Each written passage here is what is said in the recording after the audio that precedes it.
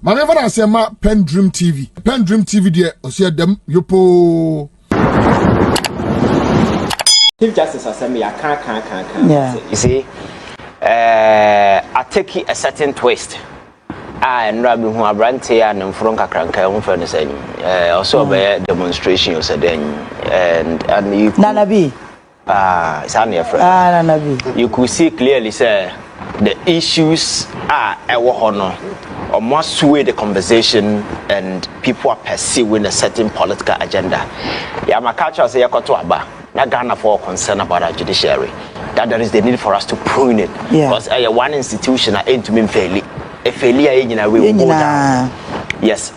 So the air cost no it's not something I would say politically motivated. And the air cost no beginning thereby and I was John Mahama and Asha see and I not just so Chief Justice and then Yamiadum petitioners and be any more. Additional to first petitioner, a police officer 5 and yet a police officer no, he's a lawyer or Greater Accra ACP. Or the not same court and a year 7 year bogun so and now wajatum not ho. Mammy, my better can't say, Omunipa. They virtually look down on almost everybody. And you know, Nipana Wajina Samaria will one for no. Then, according to the gentleman, who can your friend saying Mosaramu Manipan and who senior lawyer Alberton, I wouldn't share that kind of remark. And I'm a minute court and all can move Beatina. All good police in any mass our court. Now her titles, they're not there. And what would that attitude no chim na no have baby as a school or so. Police no I a lawyer. What didn't say what didn't for. Fine wajiatum.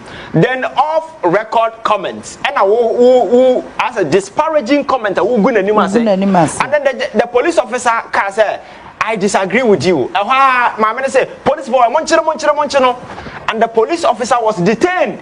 Oh yes.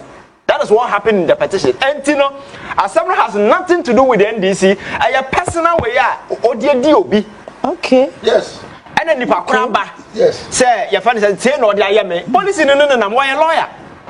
And my culture that your friend Adibi your friend say sir your friend say a latest arrogance bina me nkwa na mako school they look down when me nipa that kind of attitude no.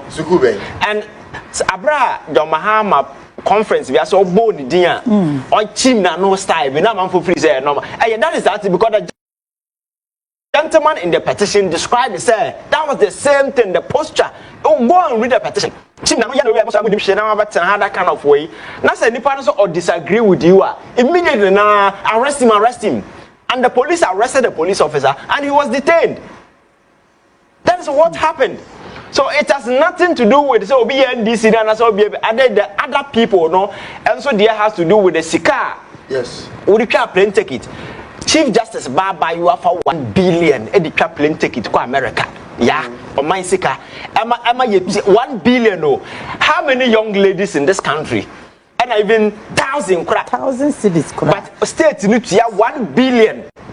A man about plane ticket alone, or quite a year piano, your friend is saying, per diem $10,000. You see, the argument, and they say, or you're entitled to, you see, yes, or to quote to me, Nabusia, and as a folk, but we are talking about a private travel, and the arrangement is that, who, as a person, and I'm sorry, Chief Justice, you know, we will pay, don't worry. But state, you know, you're interested, and if a police in security do what you say, yes, I will be idea kotoa. The state will have to suffer for that. Sure. Honor nimyansa security tranche meba bra. So the entitlement of the security officer nobody you know rather comes to the daughter. How? Enya greed. Police you know you be kuro you be hero odi wachi kwa anya hwenko no so no ne nsa beka sa niam no because there is a reason why the state made it possible say kwa in the private way no for security do what say you security no tena ncha na ode ne baba sha no twa plane ticket 1/1 way man no na okotua per diem ya ansi ba ko pe another trip okọ na ode ne kunu DHS security na nine. Security na nine and ordinary call wow we remember one for member.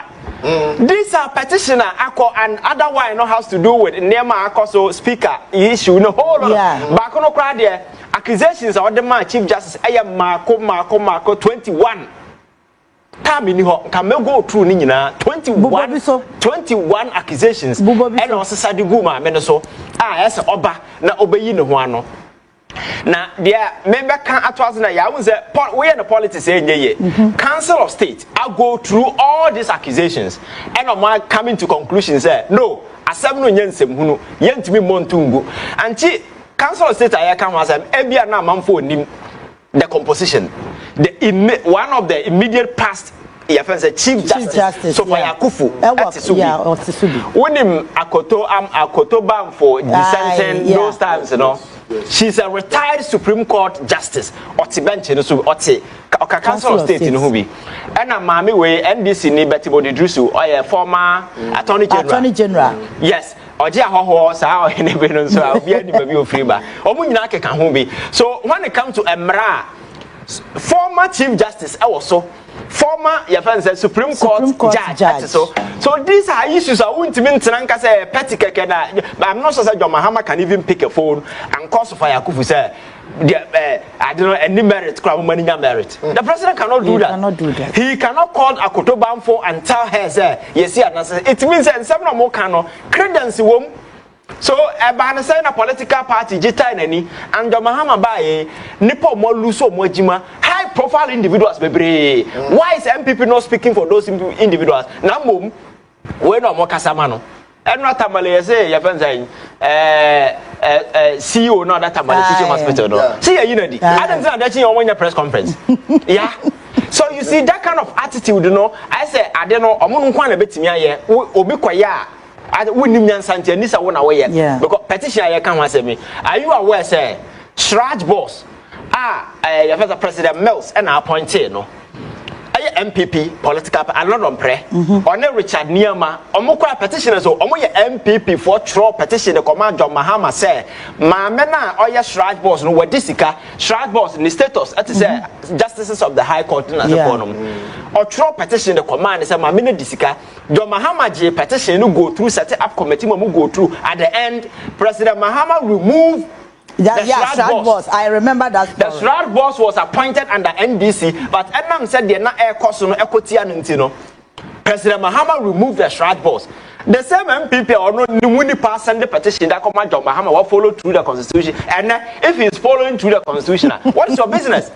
And again, suspension of judges. This is not the first time. And now straw petition the command President Mahama says some judges be akwajam ponchen and koko. Asem no President Akufo-Addo and some no course na amoye omo find this omo hu say merit wom no mo nya ni asem no we President Akufo-Addo suspended these 4 judges including Justice Derry okay and son of final ruling neighbor abonten and son of opama won. So you see these are powers are clothed our president war and the Akufo-Addo can do the same thing. Why can't John Mahama do the same thing? Because John Mahama. You see that kind of way, no, looking down upon people say, oh, we didn't mean the way. Because Mekasa say, we are the problem with Nyansa and got this petition, you know. And go no more kind of Bekasa baby. And Gamako civil society organization be a cheer. Say, Bekasa mount. Nema Ekosi, one who any credible civil society organization be all come Chief Justice. What is that India? So yeah, I think that the president must remain focused. Ghana for say your Supreme Court and there is a problem. Individuals are on their personal dealing or more debo near diomo. Policy no kind of petition in some woman. Yeah, over about hope. Nipa no swing their code police ACP at the court. Dear some we nipa nyina or media on the nimase. Now, I can react to say, I disagree with you. What's the police for channel? Now, also, I disagree with you. Yes. Other way, why I will bring last one. I mean, yes. Sabemana, Oya the Sano, they won't fetch any crew in Yas. Yeah, to be a police officer. Only what they go through. What your question law? No, you can't just look down upon that person, and that is the attitude. With the Anamakacha, you see, these people are living in the past. In those 1990 na we kokotina me and the generation we na no na me catch na. Wo se ma me watakoro mo. Yeah. Be say Pontius Pilate no mo shada de chem kunta na kra ba na wudi nsemuna nipa be kana dwa kire sa my lord no am for respect you based on what you do not because you are chief justice na Akufo no your president the kra no na am for come adwenche how many times yes na as a president the kra am for come adwenche na how much more chief justice because I disagree with that was monchire no na ya che na ko detain ya che na detain na mana ko sa ne ma we nyina na yakata so yes. After the ruling. Yes. After the ruling. Yes. Don't like doesn't even make sense. Yes. What did you Did you ever think to appoint any very serious brain? Yes. Because considering his posture. Because as a chief justice, you know. Reasonable. So you have to be very reasonable, very accommodative, that kind of stuff. Obia can some kind of that kind of way. The bottom line is the judgment has been passed already. Where lies this commenter? And in her response, you know, she couldn't refute that particular. I read the response. The response, she could not refute saying some now bright can and no correct now decisions of Monfano Cotum and one judge your friends a decision. Now I represented the view of your friends all other way. It's the judges now in I disagree in your funny too. And as I just no crying, I was some question. And a 7 branch no cano and enough any basis a bit me active. 146, and that is for the offense the committee to decide. That's the reason why people are saying the response no cramp more serious. Yes, because you admitted to all the allegations. What you are saying about papa na some to any pack. Judge ya ote offense committee enemy Panama has been at the Supreme Court. Yes, in China any part go and check the records. Paneling be a baby because they tag him with certain wins until recently as a near society now I know much slotting in the back be about see omukra between the two no and now quarter with junior and him I to us why what your friend is saying oba beka we did not corner not police officer now obi we beggar I'm not to and I'm a catcher say we will be or you we can resign a crack the committee you not be comfortable to have at least to have all that embarrassment and another one and not lipo ba ko mu di na wu e domelibo yeah domelibo so can we no o kai do mo de ya to wa mu Chief Justice omotena case no so domelibo e call retirement and sana ye di na sem and o kwotena na nimam na tutu asere na abasa so obobra papa near the wedding. So for me, I think that Niamana Ekosono, there is no political offense under to be a woman unless Obiwa or the we are talking about evidence. Because police in the personal experience and all that on the petition. The other group near Shining Star, also no experience or Munya and Niamo Manya and other person, you know, other Nerofol, you know, or also I outline 21 cases against Chief. On the Indian Yao Urema airtime. Jachi question issue no yet me ma order na ya bawura court computers bia or other from above and never cause okrom ha o me say nya I didn't go through the petition you will be shocked and a petition about one thing so one am yeah also respond because Paul I don't watch in the me who the petition no because Abra President Mahama or cho letter their command akwa je say on money bi no that letter no got leak petition in Saka, you buy a one Paul, I don't watch the other TV so. So fight, it's not just response. You use political and I'm a fighter, but some of these things I'm fact because I see a different John Mahama, very firm, resolute, and ready to do the right thing. I'm sure say he should go ahead because that is the reason why Ghanaians voted for him because Ghanaians will not admit failure, they will not admit weakness. The focus on this, say this thing goes beyond the Chief Justice. It's not about the Chief Justice. It's about the sanctity of the institution called judiciary. We cannot be having criminals living, individuals who think that they are all powerful. Than sad notion, do not work today because the youth of today, everything you do. That is why I make catch yourself no preach say boys no far man for social media. And now man for nyama me watana nka so won never trim. Before they on the call him. So we need to do things right. Okay. PENDREAM TV. Now, so far so good. Say open online portal e wo Ghana. Ah nipa share, nipa follow, nipa comment here.